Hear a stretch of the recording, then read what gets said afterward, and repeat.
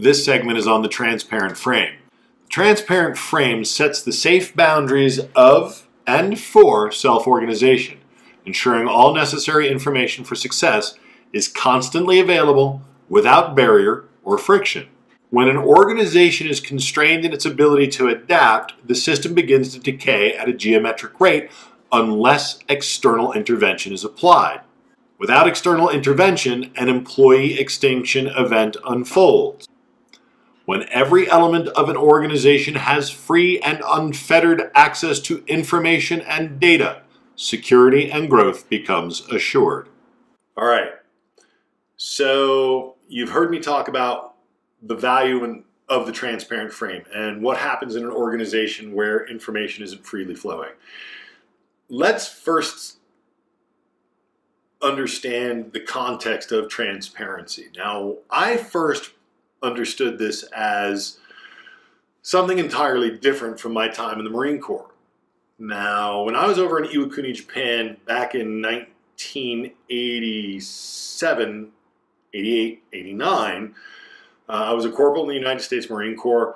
I went through the NCO Academy while I was over there. Now, the NCO Academy, the Non-Commissioned Officer Academy in the military, is a polishing school. It is a career school. You learn the techniques of military instruction, how to gain attention and do things like that, along with professional codes of behavior, right? The codes of military justice. You understand the true weight of the role of being a non-commissioned officer. Now, one of the things that they used as a teaching technique were called guided discussions. So they would introduce a subject. One of the instructors would say, okay, we're going to have a guided discussion. It's going to be centering around leadership. What's the most important thing as a leader that you need to bring to the table? And that was the topic of conversation this day, when we happened to have the Sergeant Major of the base, Sergeant Major Lee, future Sergeant Major of the Marine Corps, became Sergeant Major of the Marine Corps in 1995. He was in attendance. Now, I'm listening to this conversation range around the room across about 50 to 60 corporals and sergeants in the Marine Corps talking about the leadership traits. Now, the leadership traits in the Marine Corps, there are 14 of them. JJ did tie buckle. I could go into great detail around it. It's probably something I'll talk about later. It's foundational to my understanding of leadership, actually. However, they're all talking about known values, things that we have been told are important to have as a leader, and they're giving what they think are the appropriate answers. And it's pissing me off, literally. I'm getting more and more frustrated the longer the conversation goes on, because there are arguments about loyalty or, So finally I just leaned forward after about 25 minutes of this and I said, excuse me. I said, I think this most important thing any leader can bring to the table is the truth.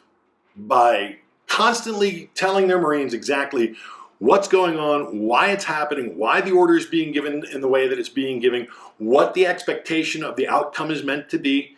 And when you do this, when you give them all the information that is necessary to executing the mission, there are two things that occur. The first value that the Marine Corps looks for is, if you as a leader die, they have the information to pick up and carry on the mission.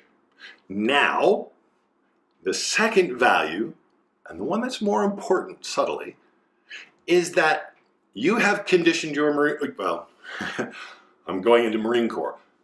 What happens is that you've conditioned those people that you're leading to trust that you're always going to give them the necessary information. Nothing is being left out.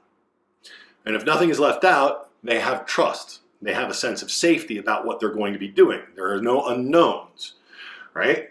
This builds trust. It builds respect.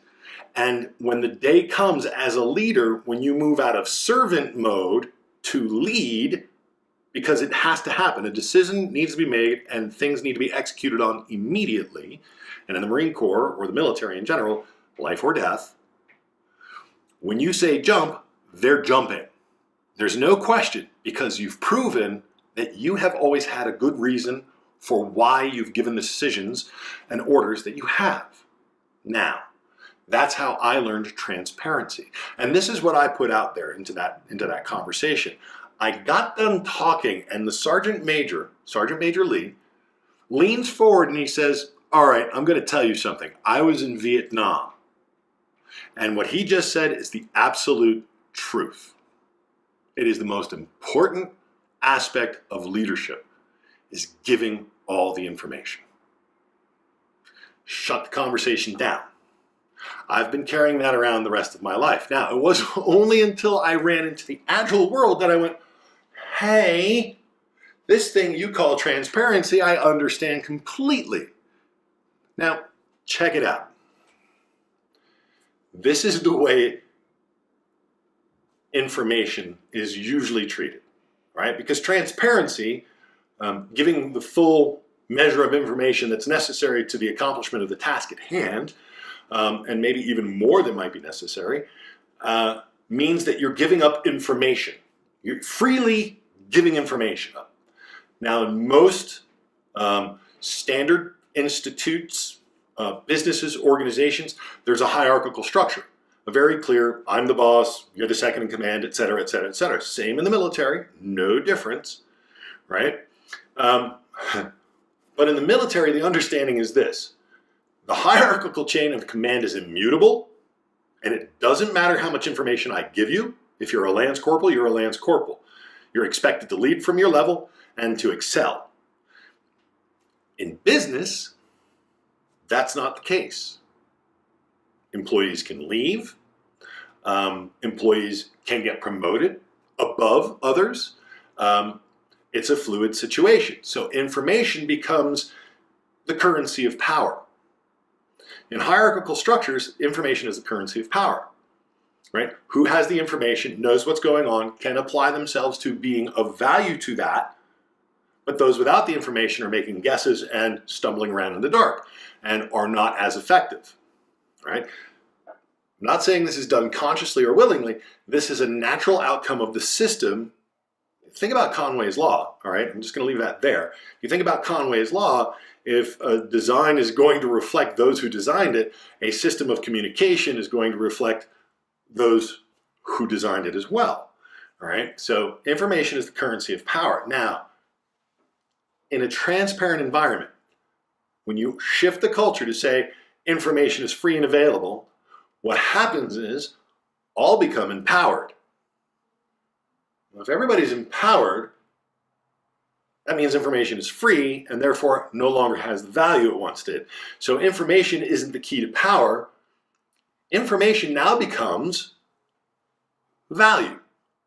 So if I give you information, the expectation is once having given information, there's a value return for having given that information. So value becomes the new currency, not information. Information was the currency of power. Value becomes that new currency. Now, what does this really translate into? It translates into the simple statement of nothing succeeds like success.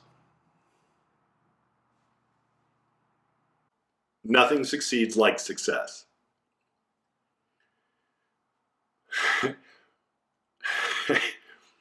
I'm laughing because the problem is giving up the information. Not all organizations know that they're siloed that way, that the information is contained. Their assumption is that the communications that have been in place are working and that those who need to know the things, or whatever has brought the environment around to this place where information is not readily available any longer. So critical situations occur, and those people who are best capable to respond to that, what I call emergent leaders, check out my other video, yes, self-plug, what I call emergent leaders are stymied in their ability to resolve the critical issue, right? So things start to pile up. I say it's a geometric rate, right? Something is going wrong in the environment. Those people who can see it, recognize it, and have solutions to it aren't being heard. Not all the information is being given to them so that they can understand all of the environment, the full set of conditions that may be driving that. They may not be the right people to respond. They may be a part of the people who should be responding, but That information just isn't being made available. So the crisis continues to mount, continues to mount, continues to mount until such time as those people who are stuck in the environment that is critical leave. No one's going to stay in an acid bath. We're not the frogs, right? Employees are not frogs. Sooner or later, they recognize the water is boiling and they get out. That's an employee extinction event. I've seen it happen time and again in environments where leadership just isn't listening. Or worse than that, and I've seen this happen all too often, leadership listens but doesn't hear, and therefore no action is taken. In other words, it's a sympathetic ear only and has no value, and it only pulls the pain for so long before people wake up to the fact that nothing's been resolved. I go to therapy, I'm not getting better, time to find another therapist. And that's the employee extinction event. And that's what needs to be avoided. This is where the transparent frame really has the most value, is in keeping your employees engaged, committed, valuable, aligned to the vision and the mission and the purpose of the business when you give them the right information. People don't wake up in the morning going, I think I'm going to do all the wrong things today. Yes. No. We want to do the best possible. We do. We don't have all the information, we make things up. If we make things up, that means we're not aligned to the real direction things should be going. Now we're pulling against ourselves. It's like having sled dogs without a lead dog. You may be going in a direction, and it may be in the general direction you wish to go, but it is not as fast as you would like to go, nor is it really under your control what direction you're heading in at any given moment. And it requires a lot of yelling and more management than is necessary to try and get all these different dogs going in the exact same direction. Information, the why, right? Why am I doing this? It's important to everybody. If I can understand why, I can take my own inner motivation, my intrinsic motivation, hook it in, and apply myself. It's not the money I do the things for. We understand this from Daniel Pink. I do it because I want to contribute in a meaningful way, and I want to get better at it, and I want to have more control or autonomy over how I do it. Which is all Agile has done, right? Agile has simply said, give the power back to those who know best how to deliver the value to the market.